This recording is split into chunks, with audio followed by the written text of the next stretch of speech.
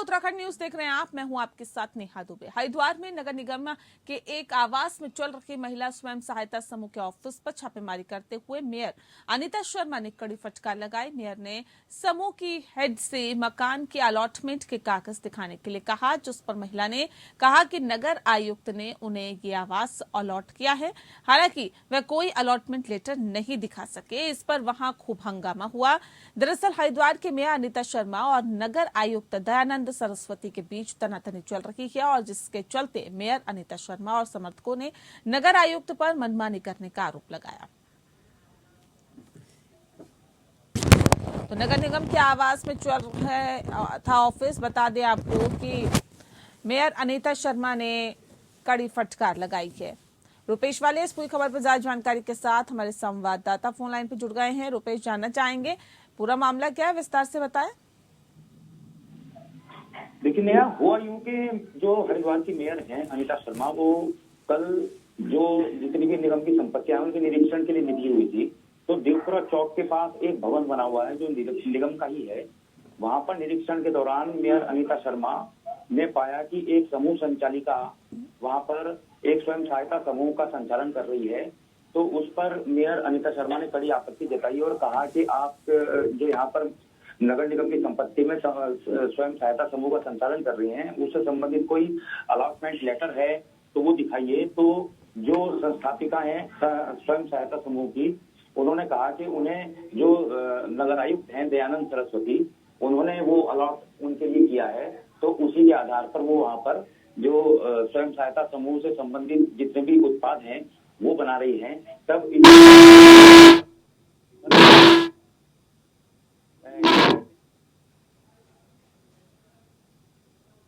जी रुपेश, बहुत शुक्रिया आपका तमाम जानकारी हम तक पहुंचाने के लिए। तो आपको बता दें कि स्वयं सहायता समूह के जरिए चलाया जा रहा था और उसके बाद मेयर अनीता ने इस पे आपत्ति जताई। बता दें कि अनीता शर्मा ने कड़ी फटकार भी इस पूरे विषय पर लगाई है।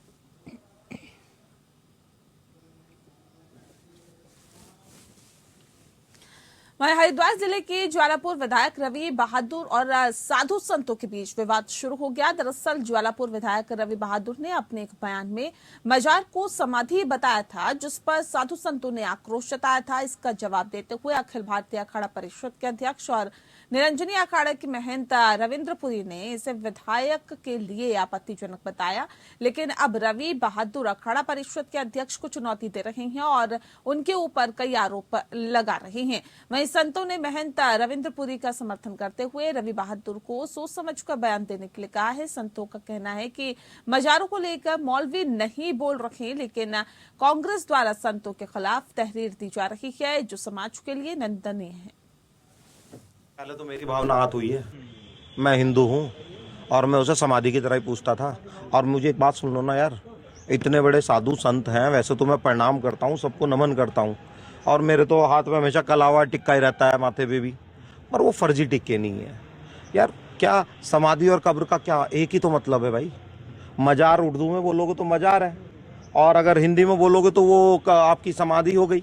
इसमें यार, इसमें इतने बड़ी क्या थी। और ये अगर इतने बड़े साधु संत हैं और समाज के रखवाले हैं, अंकिता भंडारी का जो हमारी बहन को अभी तक न्याय नहीं मिला, एक बार बोले, एक बार जो ये बेरोजगार रोज पिटते हैं रोजगार मांगने के लिए, इतने भर्ती घोटाले होते हैं, उनमें बोले। आज वो महिलाएं जो वहां पे बैठी हैं दिल्ली में, महिला पहलवान जिन्होंने देश का गौरव बढ़ाया, उनके लिए कभी बोले ये बीजेपी के एजेंट हैं, बीजेपी के हिसाब से चल रहे हैं। और ये मैं 2-3 दिन में आपको प्रूफ दूंगा कि सरकार इन्हें कैसे मदद पहुंचा रही है। इस जिले का जिलाधिकारी इनको कैसे मदद पहुंचा रहा है। मनसा देवी ट्रस्ट के जो ये हैं, वहां से 11-12 हिंदुओं को दुकानें उनको अलग करने का कार्य किया जा रहा है, उनको उजाड़ने का कार्य किया जा रहा है, जो 80 साल से वहां पे रह रहे हैं।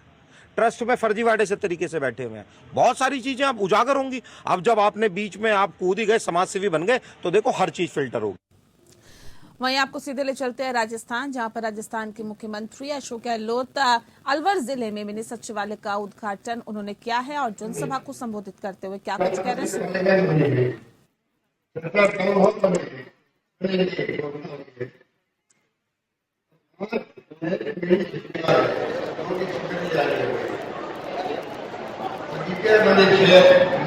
नरेंद्र और लाइव की बैटरी का बहुत पहले से उत्तर पानी बताया अभी हमने 9 जिले बनाए हैं, 9 जिले 19 जिले बनाए 19 जिले हमने 3 संभाग बनाए हैं, पाली, बांसवाड़ा और सीकर। और मैंने कहा कि कोई कमी रखी नहीं मैंने। अब जो है अब मैं इतने कह सकता हूँ आपको, अगला जो समाज बनेगा तो पहले वो अनूर बनेगा, ये नहीं कह सकता।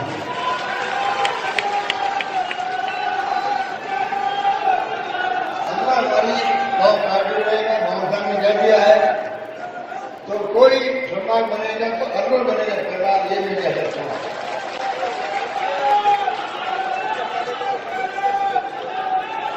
अभी मेरा कोई कहना उचित नहीं है। अगर मैं इस तरह मीटिंग में जाके एनाउंसमेंट करूंगा समाजों की, जिलों की, तो क्या जाऊंगा जिले की और समाज की मांग करने से। तभी मैं यही कहूंगा अगला समाज जो बनेगा अनोट बनेगा, इतना मैं कह सकता हूँ। आज मैं पिछले सचिवालय का 140 करोड़ स्वागत से आपका ये बना नक्शे के 12 को 12 पोल तक सड़क 140 करोड़ की बन रही है। यूनिवर्सिटी भवन का जो प्रशासनिक भवन है 12.5 करोड़ का अगला बड़ा उसका आपके यहाँ पर। इस प्रकार से सरकार ने जो है प्रशासनिक मशीनरी को, इंफ्रास्ट्रक्चर को और कोर्ट की बिल्डिंग है बच्चों के लिए, प्रदेश के लिए, वो काम भी रोक दिया पिछली सरकार ने। कि पता नहीं पिछली सरकार की नेगेटिव सोच थी।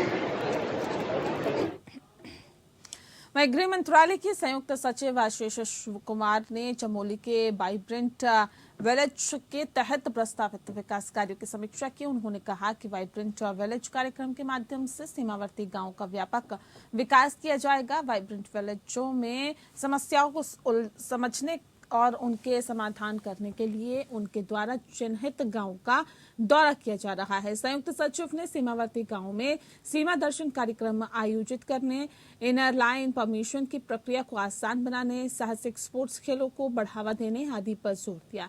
उन्होंने कहा कि इससे सीमांत गांव में पर्यटन और आर्थिक गतिविधियों को बढ़ाया जा सकता है। इस दौरान उन्होंने वाइब्रेंट विलेज के अंतर्गत जनपद में चिन्हित गांव नीति माणा तथा मलारी के लिए प्रस्तावित मूलभूत सुविधाओं एवं आजीविका विकास कार्यों की समीक्षा करते हुए संचालित गतिविधियों की जानकारी दी। जिलाधिकारी हिमांशु खुराना ने वाइब्रेंट विलेजेस के लिए प्रस्तावित योजनाओं के बारे में विस्तार से बताया।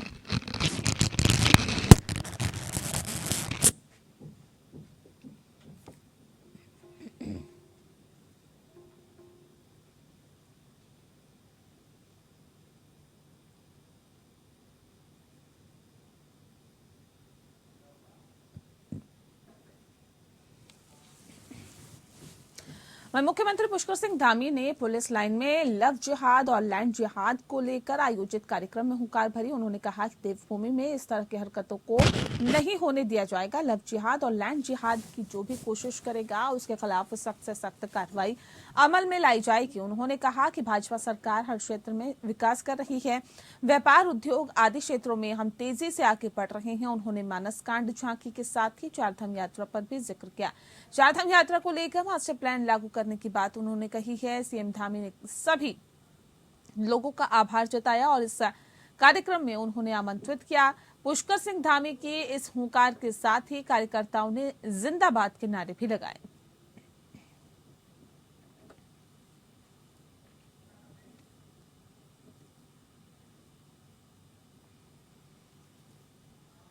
पुरी के माल रोड पर लोक निर्माण विभाग द्वारा किए जा रहे सुधारीकरण के कार्यों में देरी पर विरोध तेज हो गया है और ऐसे में आपको बता दें कि देरी को लेकर व्यापारियों ने मसूरी माल रोड पर धरना प्रदर्शन किया है और लोक निर्माण विभाग के खिलाफ जमकर नारेबाजी भी की है। मसूरी व्यापार मंडल की ओर से बुलाए गए धरना प्रदर्शन में विभिन्न संगठनों और राजनीतिक दलों ने भाग लिया। वहीं विभाग पर लापरवाही का आरोप लगाते हुए माल रोड की हालत सुधारने की मांग की गई।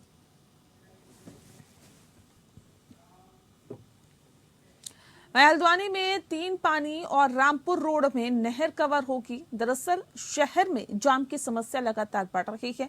हल्द्वानी कुमाऊं का प्रवेश द्वार है और पर्वतीय जिलों को जाने वाले अधिकतर यात्री इसी रूट का इस्तेमाल करते हैं। वहीं पिछले कुछ वक्त से वाहनों के रिकॉर्ड पंजीकरण हुए हैं। जनसंख्या और वाहनों की संख्या तो बढ़ गई, लेकिन मार्गों के विकल्प ज्यादा नहीं है। ऐसे में जाम की स्थिति से शहर को उभारने के लिए नहर कवरिंग पर जोर दिया जाएगा। डीएम धीराज सिंह गर्ब्याल ने बताया है कि शहर के अधिकतर नहरों के बगल में सड़कें हैं। उन्होंने कहा कि भविष्य में सड़कों को चौड़ा करने के लिए नहर कवरिंग का कार्य किया जाएगा। इससे यातायात के अलावा पैदल चलने वाले लोगों को भी अतिरिक्त जगह मिल जाएगी। 2000 करोड़ रुपए की योजना के अंतर्गत ये कार्य किया जाएगा। डीएम ने कहा है कि सुशीला तिवारी से ओपन विश्वविद्यालय तक नहरों को कवर किए जाने का प्लान बनाया गया है। वहीं रामपुर रोड में आईटीआई से लेकर हुंडई शोरूम तक नहर कवरिंग का कार्य किया जाएगा। शहर को जाम मुक्त करने के लिए शहरों के साथ साथ नहरों को भी कवर करना बेहद जरूरी है। तो तीन पानी और रामपुर में कई जगहों पर सुधारीकरण का कार्य किया जाएगा। साथ ही डीएम धीराज सिंह गर्ब्याल ने जानकारी दी है। आपको बता दें कि दरअसल शहर में जाम की समस्या रहती है और इसके तहत ही हल्द्वानी कुमाऊं का प्रवेश द्वार है और पर्वतीय जिलों को जाने वाले अधिकतर यात्री इसी रूट का इस्तेमाल करते हैं। इसीलिए यहाँ पर काम करने की बात कही गई है।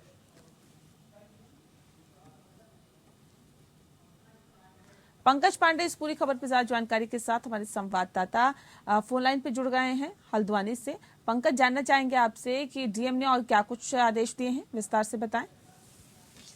प्लान तैयार किया जा रहा है हल्द्वानी को जाम से मुक्ति दिलाने के लिए। जिस तरीके से लगातार वाहनों की संख्या बढ़ रही है, पिछले दिनों ही एक रिपोर्ट आई थी जिसमें सामने आया था कि रिकॉर्ड रजिस्ट्रेशन जो वाहनों के हुए, इसी वजह से जाम की स्थिति पैदा हो रही है। ऐसा कोई मार्ग नहीं हल्द्वानी में जहां जाम की समस्या पैदा नहीं हो रही है, और जाम की समस्या से निजात दिलाने के लिए एक प्लान फ्लोर पर उतारा जा रहा है। डीएम गर्ब्याल ने पिछले दिनों बैठक हुई थी, उसमें बताया कि नहर कवरिंग का कार्य होगा, क्योंकि हल्द्वानी की जो अधिकतर सड़कें हैं वो नहरों से मिली हुई हैं, और अगर नहर कवरिंग का कार्य होता है तो करीब एक बहुत आप बोल सकते हैं कि सड़कें काफी ब्रॉड हो जाएंगी, जिसमें यातायात के अलावा जो लोग पैदल चलते हैं उनको भी काफी सहूलियत होगी। वहीं उन्होंने ये भी कहा कि जो सड़कों से अतिक्रमण हटाना भी बेहद जरूरी है, क्योंकि कई जगह जो मार्केट प्लेसेस है वहां पर देखा गया है कि जो दुकानदार उन्होंने अपना सामान बोल सकते हैं कि फुटपाथ पर रख दिया है, जिस वजह से लोगों को चलने में दिक्कत हो। जी, बहुत शुक्रिया आपका पंकज, तमाम जानकारी हम तक पहुंचाने के लिए। तो जाम की समस्या से निजात दिलाने के लिए एक पूरा प्लान तैयार किया गया है, जिसको धरातल पर उतारने के लिए डीएम लगातार कोशिश कर रहे हैं। वहीं उधम सिंह नगर में राजकीय शिक्षक संघ का 5वां द्वार्षिक ब्लॉक स्तरीय अधिवेशन इंडोर स्टेडियम दिनेशपुर में किया गया।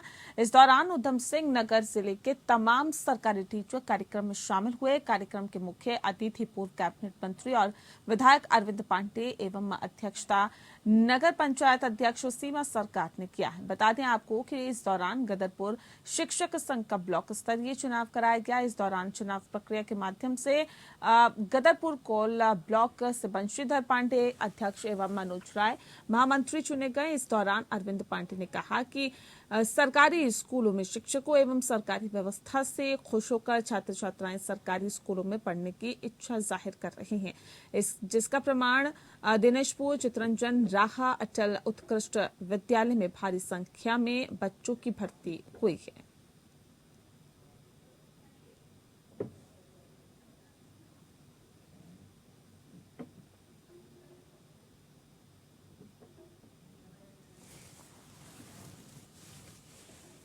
पौड़ी शहर की मुख्य सड़कों पर इन दिनों आवारा सांड आपस में भिड़कर जमकर उत्पात मचा रहे हैं, जिससे कि सड़क पर राहगीरों और व्यापारियों की रोज परेशानी बढ़ रही है। आवारा सांड इस कदर आपस में भिड़ रहे हैं कि सड़क पर किसी भी वक्त कोई भी चोटिल हो सकता है।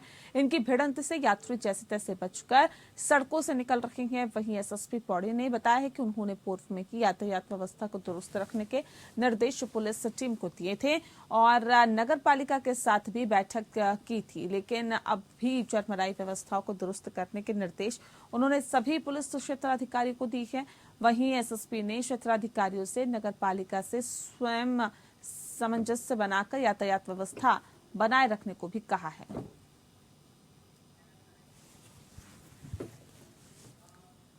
और इसी के साथ फिलहाल इस बुलेटिन में इतना ही। नमस्कार।